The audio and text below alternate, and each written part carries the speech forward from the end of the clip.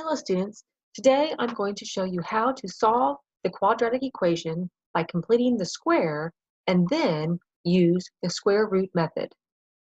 Now, first of all, we have to recognize that this equation is a quadratic equation. It's a quadratic equation because it's raised to the power of 2. Now, when we utilize the square root method, we have to have something being squared equaling to something else in order to utilize it. Right now, this trinomial is not a perfect square trinomial, and it will not factor into something being squared. So in order to use this method, I have to create a perfect square trinomial. My first step is to move this 5 to the other side of the equation.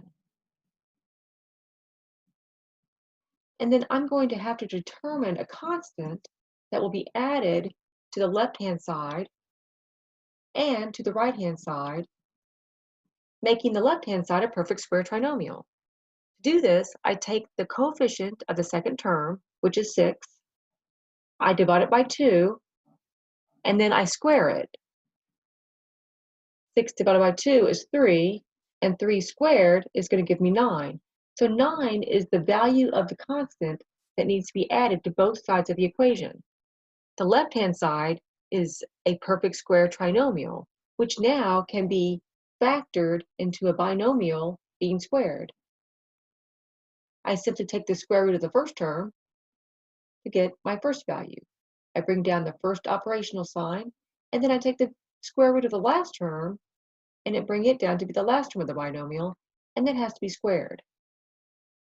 I can always FOIL that back and check it.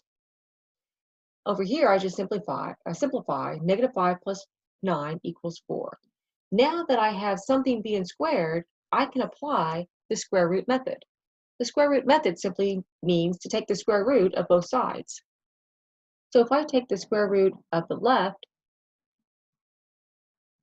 side, that means I have to take the square root of the right side. I always have to put a plus or minus out there because whenever you square something, whether it's a negative or a positive on the inside, when you square it, it becomes a positive. So now on the left, the square root of something squared simply undoes that squared, so that becomes x plus 3. On the right, the square root of 4 is 2, so I have plus or minus 2. Because I have two rational values over here on the right, I'm going to separate this into two statements.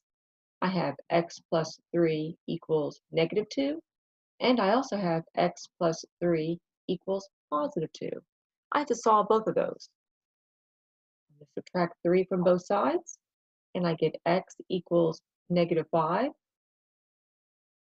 And I'm going to subtract 3 from both sides of this equation, and I get x equals negative 1.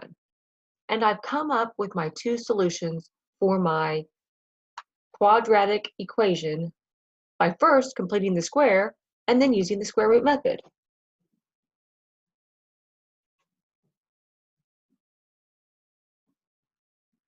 I hope this was helpful. Have a great day.